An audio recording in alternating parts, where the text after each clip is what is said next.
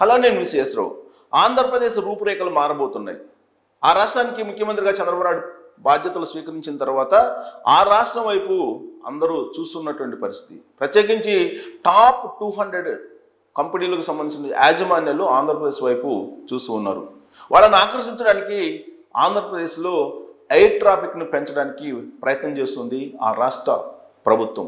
దానికి కేంద్ర విమానయాన శాఖ మంత్రి రామ్మోహన్ నాయుడు అన్ని రకాలుగా సర్వశక్తులు ఒడ్డి ప్రయత్నం చేస్తూ ఉన్నారు. సాధారణంగా ఎయిర్ ట్రాఫిక్ బాగుంటే ఆ రాష్ట్రం అభివృద్ధి బాగా జరుగుతుంది అనేది ఇండస్ట్రియలిస్టులు గుర్తిస్తూ ఉంటారు. ప్రపంచవ్యాప్తంగా ఉన్నటువంటి పారిశ్రామికవేత్తలు ఎక్కడ ఎయిర్ ట్రాఫిక్ బాగుంటుందో అక్కడ వాలిపోతూ ఉంటారు. అందుకే ఇప్పుడు ఆంధ్రప్రదేశ్ ఎయిర్ ట్రాఫిక్ని పెంచేందుకు ప్రయత్నం చేస్తున్నారు. అందుకే విమానాశ్రయాలను ఆధునీకరించడం, ఉన్నటువంటి విమానాశ్రయాలను అంతర్జాతీయ విమానాలుగా మార్చడం, గ్రీన్ఫీల్డ్ ఎయిర్పోర్ట్స్ని ఏర్పాటు చేయడం లాంటివి చేస్తూ ఉన్నారు. దానికి రామ్మోహన్ కేంద్ర మంత్రి ప్రయత్నం చేస్తూ ఉన్నారు. ఆంధ్రప్రదేశ్లో ఇప్పుడు అసలు ఎక్కడెక్కడ ఎయిర్పోర్ట్లు వచ్చేటువంటి అవకాశం ఉంది, ఎక్కడ అంతర్జాతీయ విమానాశ్రయాలు ఆధునీకరించబడుతున్నాయి అనే దాని మీద మనం విశ్లేషణ చేసుకుందాం. సో ఎయిర్ ట్రాఫిక్ గురించి ఎందుకు చెప్పుకోవాల్సి వస్తుందంటే దాని మీదనే ఇండస్ట్రియలిస్టులు ఆధారపడి ఉంటారు.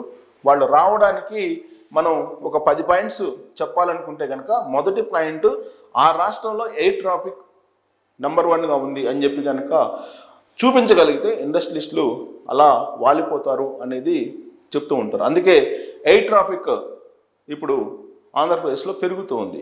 క్రమేణా ఈ 2 నెలల్లోనే దాదాపుగా 30% పెరిగిందని అంచనా వేస్తూ ఉన్నారు. సో రాష్ట్రంలో ఆంధ్రప్రదేశ్లో ఇప్పుడు ఉన్నటువంటి ఎయిర్పోర్ట్లు కాకుండా మరొక 7 ఎయిర్పోర్ట్లని నిర్మించడానికి ప్లాన్ చేస్తూ ఉంది ఆంధ్రప్రదేశ్ ప్రభుత్వం. దానికి కేంద్ర ప్రభుత్వం కూడా సహకారం అందిస్తూ ఉంది.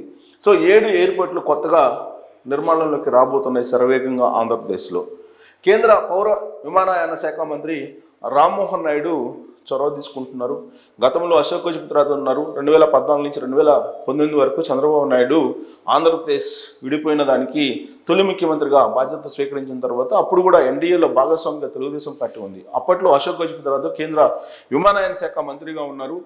ఆ టైంలోనే అంతర్జాతీయ విమానాశ్రయాలుగా అలాగే భోగాపురం విమానాశ్రయం ఇవన్నీ కూడా శాంక్షన్ అయినాయి. తిరుపతి అలాగే గన్నవరం అంతర్జాతీయ విమానాశ్రయాలుగా ఆధునీకరించడం అనే దాన్ని కూడా అప్పుడే పునాదులు పడ్డాయి. ఆ తర్వాత 2019లో జగన్మోహన్ రెడ్డి వచ్చారు. జగన్మోహన్ రెడ్డి వచ్చిన తర్వాత ఆంధ్రప్రదేశ్ మొత్తం కూడా వెనకబడింది. ఆయన 3 రాజధానులు అన్నాడు, గందరగోళం లేపారు ఆంధ్రప్రదేశ్ ప్రజల్లో. అలాగే ఇండస్ట్రియలిస్టులు కూడా పారిపోయారు. ఇండస్ట్రియలిస్టులు కూడా అస్పష్టత నెలకొంది. దాంతో ఆంధ్రప్రదేశ్ అభివృద్ధి అనేది తిరోగమనం పట్టింది.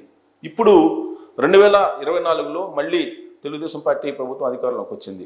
ఎన్డీఏ ప్రభుత్వం రాష్ట్రంలో ఉంది, కేంద్రంలో కూడా ఎన్డీఏ ప్రభుత్వం ఉంది. అందుకే ఇప్పుడు 2019 వరకు జరిగినటువంటి అభివృద్ధిని మరింత వేగం చేయడానికి ప్రయత్నం చేస్తుంది ఇప్పుడున్నటువంటి తెలుగుదేశం పార్టీ ప్రభుత్వం. అందుకే ఇప్పుడు కేంద్ర విమానయాన శాఖ మంత్రిగా ఉన్నటువంటి రామ్మోహన్ నాయుడు కొత్తగా మరొక 7 ఎయిర్పోర్ట్లను నిర్మించడానికి ఆంధ్రప్రదేశ్లో ఆయన పర్యవేక్షిస్తున్నారు. ప్రతిరోజు ఆ నిర్మాణం గురించే ఆయన సమీక్షిస్తూ ఉన్నారు. ఎక్కడెక్కడ ఎయిర్పోర్ట్లు 7 రాబోతున్నాయి ఆంధ్రప్రదేశ్లో అంటే, ఒకటి కుప్పం, చంద్రబాబు నాయుడు నియోజకవర్గం కుప్పంలో రాబోతుంది. దగదర్తి, నెల్లూరు జిల్లా దగదర్తి దగ్గర కావలి సమీపంలో రాబోతుంది దగదర్తిలో. నాగార్జున సాగర్ అటు ఆంధ్రప్రదేశ్కి ఇటు తెలంగాణకి మధ్యలో నాగార్జున సాగర్ సరిహద్దుల్లో ఉంది, అక్కడ ఒక ఎయిర్పోర్ట్ రాబోతుంది. శ్రీకాకుళంలో కొత్త ఎయిర్పోర్ట్లు కూడా రాబోతున్నాయని చెప్పి తెలుస్తుంది. సో రెండవ దశలో ఒంగోలు సమీపంలో కొప్పోలు అనేటువంటి దగ్గర దాదాపు సముద్ర తీరానికి దగ్గరలో ఒంగోలులో రాబోతూ ఉంది విమానాశ్రయం. ఆల్రెడీ అంతకుముందే ప్రపోజల్ ఉంది. ఇప్పుడు రెండో దశలో ఒంగోలు, తాడేపల్లిగూడెం, అన్నవరంలో విమానాశ్రయాలను ఏర్పాటు చేయబోతూ ఉన్నారు. మొదటి దశలో కుప్పం, దగదర్తి, నాగార్జున సాగర్, శ్రీకాకుళంలో ఎయిర్పోర్ట్లు రాబోతున్నాయి. రెండో దశలో ఒంగోలు, తాడేపల్లిగూడెం అలాగే అన్నవరంలో విమానాశ్రయాలు రాబోతూ ఉన్నాయి. ఇక ప్రకాశం బ్యారేజీ, శ్రీశైలం రిజర్వాయర్లో వాటర్ ఏరోడ్రోమ్ల నిర్మాణం, వాస్తవంగా దీనికి అప్పట్లోనే పునాది పడింది. ఆ తర్వాత వీటి ప్రస్తావన రాలేదు. కానీ ఇప్పుడు వాటర్ ఏరోడ్రోమ్ల నిర్మాణం ప్రకాశం బ్యారేజీ అలాగే శ్రీశైలం రిజర్వాయర్లలో రాబోతున్నాయి. అంటే వాటర్ మీద ప్రయాణించవచ్చు, అలాగే అక్కడి నుంచి గాలిలో కూడా లేవచ్చు.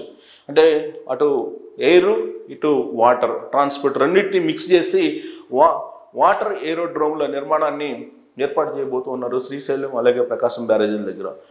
ఇప్పటికే నిర్మాణంలో భోగాపురం ఉంది. భోగాపురం ఎయిర్పోర్ట్ అంతర్జాతీయ విమానాశ్రయంగా అవతరించబోతుంది. అంతర్జాతీయ విమానాశ్రయంగా అది రూపుదిద్దుకుంటుంది. 2014 నుంచి 2019 వరకు చంద్రబాబు నాయుడు ముఖ్యమంత్రిగా ఉన్నప్పుడే భోగాపురం ఎయిర్పోర్ట్కి సంబంధించినటువంటి భూ సమీకరణ జరిగింది. అప్పుడే పునాదులు పడ్డాయి. ఆ తర్వాత జగన్మోహన్ రెడ్డి వచ్చి దాన్ని రివర్స్లో తీసుకెళ్లారు. ఇప్పుడు చంద్రబాబు నాయుడు దాన్ని పురోగతి దిశగా అభివృద్ధి దిశగా తీసుకెళ్ళడానికి భోగాపురం విమానాశ్రయాన్ని వచ్చే ఏడాదికే అంతర్జాతీయ విమానాశ్రయం భోగాపురం అందుబాటులో ఉండేలాగా ఇప్పుడున్నటువంటి ప్రభుత్వం ప్లాన్ చేస్తూ ఉంది. దానికి తగిన విధంగా కేంద్ర ప్రభుత్వం కూడా సహాయ సహకారాలను అందిస్తూ ఉంది. ఇక 2026 నాటికి భోగాపురం ఎయిర్పోర్ట్ ప్రారంభం అయ్యే అవకాశం ఉంది. 2024 లక్ష్యంగా పెట్టుకున్నారు భోగాపురం ఎయిర్పోర్ట్ని ప్రారంభించడానికి.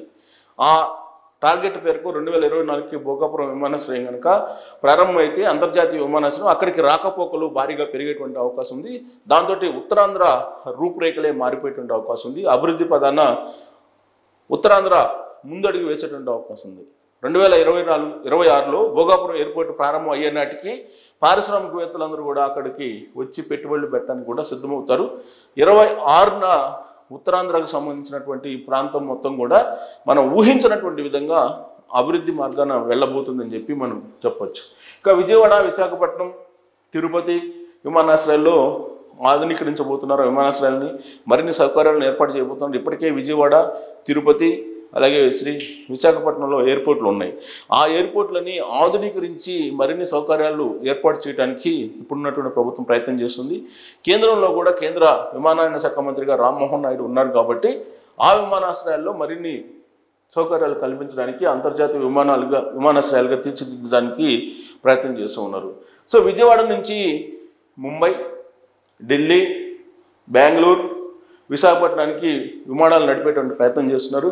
ఇప్పుడు చంద్రబాబు నాయుడు ప్రభుత్వం వచ్చిన తర్వాత ఢిల్లీకి విజయవాడ నుంచి విమానాన్ని రెగ్యులర్గా నడిపే ప్రయత్నం చేస్తున్నారు. ఆ మేరకు నిర్ణయం కూడా తీసుకున్నారు. కొన్ని విమానయాన సంస్థలు, ఎయిర్లైన్స్ సంస్థలు విజయవాడ నుంచి విమానాలు నడవడానికి ప్రయత్నం చేస్తున్నారు. వాస్తవంగా 2019 నాటికే డైరెక్ట్గా విజయవాడ నుంచి అమెరికాకు కూడా విమానం వేయాలని చెప్పి ప్రయత్నం చేశారు.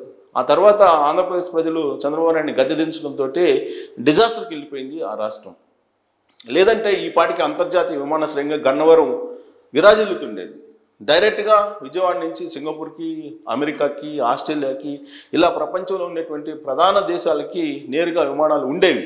కానీ ఆంధ్రప్రదేశ్ ఓటర్లు జగన్మోహన్ రెడ్డిని 2019లో ఎన్నుకోవడంతో ఆ మొత్తం ఒక్కసారిగా ఆలోచనలు కానీ ఆ విమానాలు రాకపోకలు కానీ ఆగిపోయాయి. లాస్ట్కి విజయవాడ నుంచి ఢిల్లీ వెళ్ళటానికి డైరెక్ట్గా విమానం ఉండేది కాదు. విజయవాడ నుంచి ముంబై వెళ్ళటానికి విమానం ఉండేది కాదు. కానీ ఇప్పుడు చంద్రబాబు నాయుడు అధికారంలోకి వచ్చిన తర్వాత విజయవాడ నుంచి ముంబైకి, విజయవాడ నుంచి బెంగళూరుకి, విజయవాడ నుంచి ఆల్రెడీ ఢిల్లీకి విమానాలను ఏర్పాటు చేస్తూ ఉన్నారు. అంటే విజయవాడ నుంచి ప్రధాన నగరాలు ఏవైతే ఉన్నాయో దేశంలో వాటన్నిటికీ కూడా ఎయిర్లైన్స్ని సిద్ధం చేస్తున్నారు, ఎయిర్లైన్స్ని కలుపుతూ ఉన్నారు. సో అక్కడ విమానాశ్రయం నుంచి విజయవాడ నుంచి ఏ సిటీకి వెళ్ళడానికైనా సరే విమాన ప్రయాణానికి ఏర్పాట్లు చేస్తూ ఉన్నారు. సో 2023-24 ఆర్థిక సంవత్సరంలో ఏపీ నుంచి 55 లక్షల మంది విమాన ప్రయాణం చేశారనేది ఒక లెక్క 23-24లో. ఈ సంఖ్య ఇప్పుడు అనూహ్యంగా పెరిగింది చంద్రబాబు నాయుడు అధికారంలోకి రాగానే. ఇక కరోనా తర్వాత ఏపీలో ఏటా 40 నుంచి 50% విమాన ప్రయాణికుల సంఖ్య పెరుగుతోంది. కరోనా ముందు, కరోనా తర్వాత తీసుకుంటే కరోనా తర్వాత విమాన ప్రయాణాలు చేసేటువంటి వాళ్ళ సంఖ్య కూడా పెరుగుతుంది. కొత్త ఎయిర్పోర్ట్లు అందుబాటులోకి వస్తే కనుక రానున్న 2 ఏళ్లలో ఇప్పుడున్నటువంటి 50 లక్షల మంది కాస్త 1 కోటి మందికి పెరిగేటువంటి అవకాశం ఉంది విమాన ప్రయాణం చేసేటువంటి వాళ్ళు అనేది. చంద్రబాబు నాయుడు అధికారంలోకి వచ్చిన తర్వాత ఈ 2 నెలల్లోనే వాస్తవంగా ప్రయాణించేటువంటి ప్రయాణికుల సంఖ్య కంటే 10% పెరిగింది. అది మరింత పెరిగేటువంటి అవకాశం ఉంది. రాబోయేటువంటి రోజుల్లో డబుల్ అయ్యేటువంటి అవకాశం ఉందని చెప్పి అంచనా వేస్తున్నారు. హైదరాబాద్ శంషాబాద్ విమానాశ్రయం నుంచి ఏడాదికి 2.5 కోట్ల మంది ప్రయాణం చేస్తున్నారు.